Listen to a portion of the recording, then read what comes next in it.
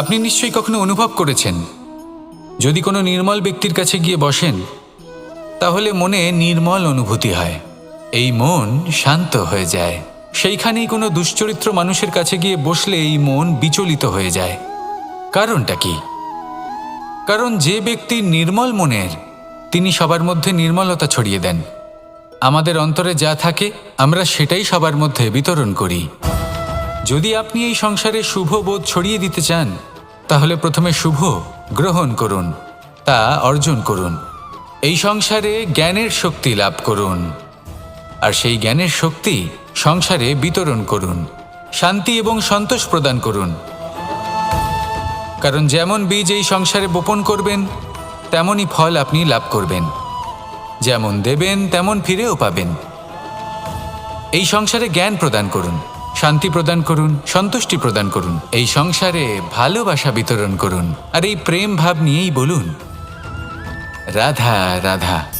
সংসারের বিভিন্ন ক্ষেত্রে আপনি অনেক কিছুই দেখতে পাবেন। যে কোনো খেলা, কোনো নাটক দেখতে পাবেন, কেউ কোনো খেলা খেলছে তা দেখতে পাবেন, আর দর্শকগণ এই দেখে অত্যন্ত আনন্দ লাভ করেন, হাততালি দিতে থাকেন, প্রশংসা করতে থাকেন, নিজের অন্তরের উৎসাহ প্রকাশ করতে থাকেন। কি দেখে করেন? সেই সমস্ত খেলোয়াড়দের দেখে করেন যারা এই খেলাটা খেলছে, তাই না? কিন্তু অনেক সময় সেই খেলোয়াড়রা সেই খেলার আনন্দ উপভোগ করতে পারেন না, কারণ ওনারা চাপা পড়ে যান তাদের কামনার চাপে। জয় লাভ করার কামনা, প্রথম স্থান লাভ করার ইচ্ছে, প্রতিযোগিতায় সব থেকে এগিয়ে থাকার ইচ্ছে তাদেরকে এই খেলা উপভোগ করতেই দেয় না। সেই জন্য কখনো কখনো এই খেলোয়াড়দের থেকে অনেক বেশি আনন্দ উপভোগ করেন দর্শকগণ, যেখানে এই খেলাটা কিন্তু খেলছেন খেলোয়াড়রাই।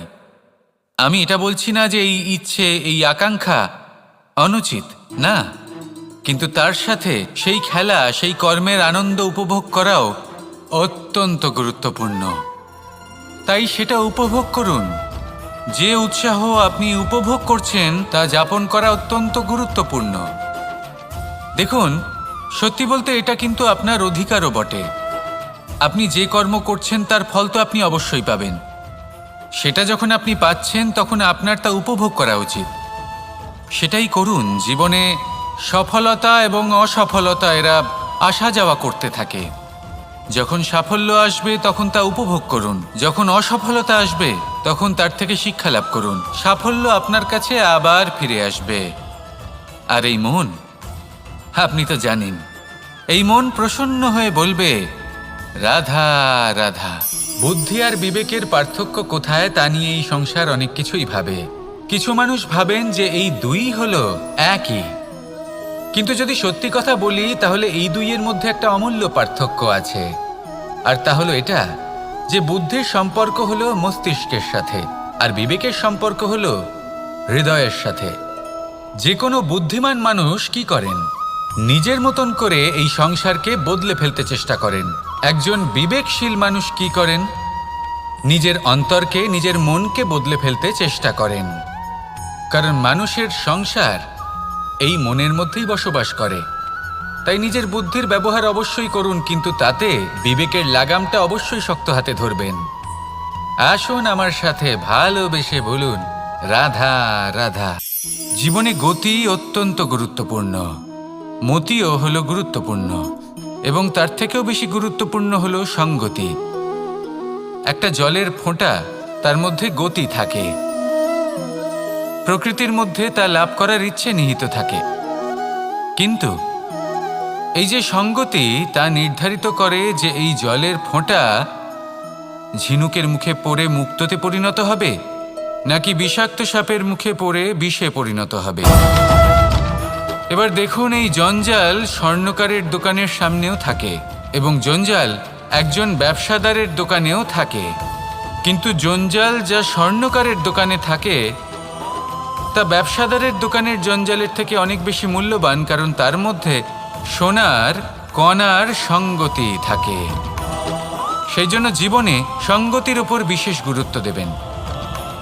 যেমন সঙ্গতি তেমনই আপনি হবেন। আসুন আমার সাথে ভালোবেসে বলুন রাধা রাধা। আমি দ্বারকাধীশ এবং আমার সভাতে বিভিন্ন সময় বিভিন্ন ধরনের মানুষ আসেন, নিজেদের দাবি নিয়ে, নিজেদের ইচ্ছে নিয়ে। কখনো কেউ ভোজন চান, আবার কখনো কেউ ওষুধ, কখনো কেউ বস্তু চান, কেউ আবার চান বস্ত্র। কারোর জ্ঞান চাই, কারোর ধন চাই, আবার কারোর বাসস্থান। অনেক সময় আমি এই অনুরোধ, এই ইচ্ছে পূর্ণ করি না। এবার আপনি এটা ভাবতেই পারেন যে কৃষ্ণ তো তাহলে লোভী, ওর কাছে তো সবকিছুই রয়েছে, তারপরেও সে নিজের প্রজার ইচ্ছে পূর্ণ করে না, তাদের সমস্যাগুলি বুঝতে পারে না, তাদের সুখ স্বাচ্ছন্দ্য প্রদান করে না। আসল সত্য হলো এটাই যে কোনো সবল ব্যক্তি, যে কোনো গৃহস্থ ব্যক্তি যে কাজ করতে সক্ষম, তার পরিশ্রম দ্বারাই নিজের প্রয়োজনগুলি এবং ইচ্ছেগুলি পূরণ করা উচিত। এটা অত্যন্ত প্রয়োজনীয়। আর এগুলো তিনি করতে পারেন শিল্প, ব্যবসা, আচরণ অথবা জ্ঞানের ভিত্তিতে। এই পথে চলতে হবে, পরিশ্রম করতে হবে, তবেই সে কিছু অর্জন করতে পারবে। এবার এমন কোনো ব্যক্তি যার এই সব কিছুতে কোনো রুচি নেই, যে কিছুই করতে চায় না, সে কিছুই অর্জন করতে পারবে না। এবার এরকম কোনো ব্যক্তিকে যদি আমি কোনো বস্তু প্রদান করি, তাহলে কি হবে? সে পরাধীন হয়ে যাবে, আর সেটা উচিত হবে না। তাহলে কি করা উচিত? তাকে পথ দেখানো, তাকে বোঝাতে হবে যে কোন পথে চলে তুমি নিজের লক্ষ্য প্রাপ্ত করতে পারবে। শিল্প, জ্ঞান, আচরণ এবং ব্যবসা, এই পথে কিভাবে চলে সেটা শেখাতে হবে। আর আমি সেটাই করি। তার ফলে কি হয়? ব্যক্তি স্বাধীন হয়ে যায়। সংসারে সে যা চাইবে তাই প্রাপ্ত করতে পারবে, কখনো কারোর থেকে কিছু চাইবার প্রয়োজন পড়বেই না। এই কথাটা সবসময় মনে রাখবেন। যখনই দান করবেন তা ভাবনা চিন্তা করে এমনভাবে দান করবেন যাতে সামনের ব্যক্তি স্বাধীন হতে পারেন, পরাধীন নয়। আসুন আমার সাথে ভালোবেসে বলুন, রাধা রাধা। আমরা কখন উচিত কাজ করি, কখন অনুচিত কাজ করি, কখন পুণ্য করি আর কখন পাপ করি, কখন ন্যায়ের পথে চলি আবার কখন অন্যায়ের পথে চলি, তা দুজন ব্যক্তি বুঝতে পারেন, পরমাত্মা আর অন্তরাত্মা। এবার প্রত্যেক মুহূর্তে কি হয় পরমাত্মা সবই জানেন, তার কাছে কিছুই গোপন নয়। কিন্তু প্রত্যেক মুহূর্তে আপনার কি করা উচিত সেটা উনি এসে আপনাকে বলতে পারবেন না। সেই জন্য আমাদের ভেতরে অন্তরাত্মা আছে, আমাদেরই চেতনার একটি অংশ। একবার চোখ বুঝে দেখুন, অন্তরাত্মার মধ্যে নিমজ্জিত হয়ে ভাবুন আর বোঝার চেষ্টা করুন। এই অন্তরাত্মা সবসময় আপনাকে শুভ কাজ করার জন্য প্রেরিত করেন আর অশুভ কাজ করা থেকে বিরত করেন। এই অন্তরাত্মার কথা মানতে থাকুন, পরমাত্মা সবসময় আপনার কাছেই পাবেন। আসুন আর আমার সাথে ভালোবেসে বলুন, রাধা রাধা। আজ আমি আপনাকে একটা ছোট্ট কাহিনী শোনাবো। এটা কোনো এক সময়ের কথা। দুজন বোন জাঁতাকলে গম পেশাই করছিলেন, আর ওনাদের মধ্যে যিনি ছোট ছিলেন তিনি সময় সময় সেখান থেকে ছোট ছোট দানা তুলে খাচ্ছিলেন এবং বিষয়টা উপভোগ করছিলেন। এবার দেখতে দেখতে গম পেশাই সমাপ্ত হলো। এবার পেশাই করা গম নিয়ে সেই দুজন বোন বাড়ি ফিরে আসছিলেন এবং তাদের ফেরার পথে হঠাৎ করে কোথাও থেকে একটি বাছুর চলে এলো। এই দুই বোন ভয়ভীত হয়ে গেলেন আর তাদের হাত থেকে সেই আটা পড়ে গেল, মাটিতে মিশে গেল। এবার এই পুরো ঘটনাক্রমে যদি কারোর বিন্দুমাত্র লাভ হয়ে থাকে, বিন্দুমাত্র আনন্দ পেয়ে থাকে, তাহলে সে কে? সেই ছোট বোন, যিনি মাঝে মাঝেই গমের দানা তুলছিলেন এবং খাচ্ছিলেন। কিছুটা হলেও উনি আনন্দ লাভ করেছিলেন। এবার এরকমই হলো আমাদের জীবনে ভক্তি এবং ভালোবাসা সংক্রান্ত বিষয়। মানুষ নিজের জীবনের দৈনিক কাজে এতটাই ব্যস্ত হয়ে পড়েন, প্রত্যেক দিন শুধু কাজ কাজ কাজ কাজ করতে থাকেন, আর তাতে ভক্তি এবং ভালোবাসার জন্য সময় বার করতেই পারেন না। দেখুন, জীবনে ভক্তি আর প্রেমের এই যে ছোট ছোট মুহূর্ত আছে, এগুলো যদি আপনি যাপন করতে পারেন তাহলে তাতেই আপনি তৃপ্তি লাভ করবেন। বাকি সবই আপনার ব্যর্থ বলেই মনে হবে। জীবনে যখনই আপনি কোনো কাজ করবেন, ঈশ্বরের প্রতি সমর্পিত হয়ে সেই কাজ করুন। আর যখনই সময় পাবেন, তাহলে সেই সময় নিজের আপনজনদের দিন। যাদের আপনি ভালোবাসেন তাদের প্রতি যত্নবান হন, তাদের শুভাকাঙ্ক্ষী হন। এই প্রেম আর ভক্তির ছোট ছোট মুহূর্তগুলো আপনার জীবনকে চরিতার্থ করে তুলবে। আসুন আমার সাথে ভালোবেসে বলুন, রাধা রাধা। মানুষের জীবনে উন্নতি লাভ করার জন্য 3টি স্তম্ভের প্রয়োজন হয়। প্রথম স্তম্ভ শিক্ষা। এই শিক্ষা আমাদের জ্ঞান প্রদান করে। দ্বিতীয় স্তম্ভ ব্যবসা, যার দ্বারা আমরা ধন উপার্জন করি। তৃতীয় স্তম্ভ হলো আমাদের ঈশ্বর, আমাদের ইষ্ট। এনার সাথে যদি আমরা জুড়ে থাকতে পারি, তাহলে এমন একটা মানসিক বল আপনি লাভ করবেন যেটা এই সংসারে আর কোথাও পাওয়া সম্ভব নয়। কিন্তু মানুষ অনেক সময় জীবনে এই 3টি স্তম্ভ লাভ করা সত্ত্বেও সামনে অগ্রসর হতে পারেন না। তখনও জীবনে কঠিন পরিস্থিতি আসতেই থাকে। এমনটা ঠিক কেন হয়? কারণ সে জীবনে এই 3টি স্তম্ভ লাভ করে নেয়, জীবনে প্রয়োগও করে, কিন্তু তার ভিতের কথা সে ভুলেই যায়। যেমন প্রথম স্তম্ভ অর্থাৎ শিক্ষা। এই শিক্ষার আধার হলো শুভ চেতনা। যদি অন্তরে শুভ চেতনা না থাকে, তাহলে এই শিক্ষার কোনো গুরুত্ব থাকে না। দ্বিতীয় স্তম্ভ ব্যবসা। পরিশ্রম করে উপার্জন করতে হবে, এই কথাটা আমরা সবাই জানি এবং সবাই চেষ্টাও করি। কিন্তু ব্যবসা করতে করতে আমরা এটা ভুলে যাই আমাদের ব্যবহার কেমন হয়ে পড়েছে। এই ব্যবহার যদি শুভ হয়, তাহলে আমাদের উপার্জন আস্তে আস্তে একটা স্থির জায়গায় এসে পৌঁছবে। এবং তৃতীয় স্তম্ভ আমাদের ভগবান। যদি ওনার শরণে আপনি যেতে চান, তাহলে তার পূর্বে নিজের মা বাবাকে সেবা করুন, তাদের যত্ন করুন, তাদেরকে ভালোবাসুন, কারণ ওনারাই হলেন এই সংসারে আপনার সবথেকে বড় ইষ্ট। তাহলে 3 স্তম্ভের সাথে সাথে তাদের আধারকেও নিজের জীবনে প্রাধান্য দিন। কোনো সমস্যা আসবে না, জীবনে একের পর এক উন্নতি করবেন এবং এই মন প্রসন্ন হয়ে বলবে, রাধা রাধা। শিশিরের বিন্দু পাতার ওপর পড়ে আর তার গায়ে লেগে থাকে। পাতা তাকে শুষে নিতে পারে না, আর শেষ পর্যন্ত সে ঝরে পড়ে যায়। অন্যদিকে রয়েছে মেঘ এবং চাতক।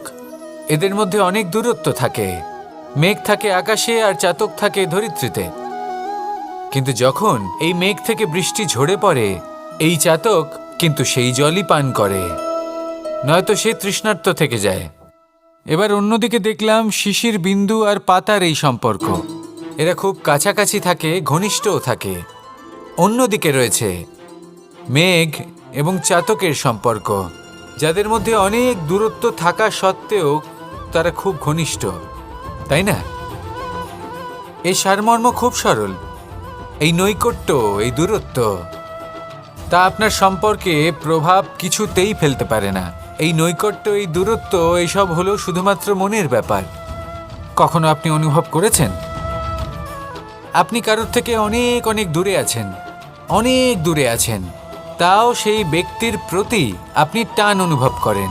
সেখানে আপনি কারোর সাথে প্রত্যেক দিন অতিবাহিত করেন, সমস্ত জীবন অতিবাহিত করেন, সব থেকে বেশি সময় তার সাথে অতিবাহিত করেন, তাও তার প্রতি সেই টান অনুভব করেন না। এই সংকেত হলো মনের দূরত্বের। তাহলে মনের এই দূরত্ব দূর করুন আর আমার সাথে ভালোবেসে বলুন, রাধা রাধা। যখন আমরা মৌন থাকি, তখন আমরা কতটা শক্তি ব্যয় করি, বিন্দুমাত্র নয়। সেখানেই যখন আমরা রুষ্ট হই, তখন আমরা কতটা শক্তি ব্যয় করি। আমাদের রক্ত গরম হয়ে ওঠে, চোখ থেকে যেন অগ্নিবর্ষা হয়, আমরা চিৎকার করতে থাকি, জোরে কথা বলি, কখনো কখনো আমরা অনুচিত কর্ম করে বসি। সবকিছুই ক্রোধের বশে করি। এবার এই ক্রোধকে মৌনতায় পরিণত করতে হবে।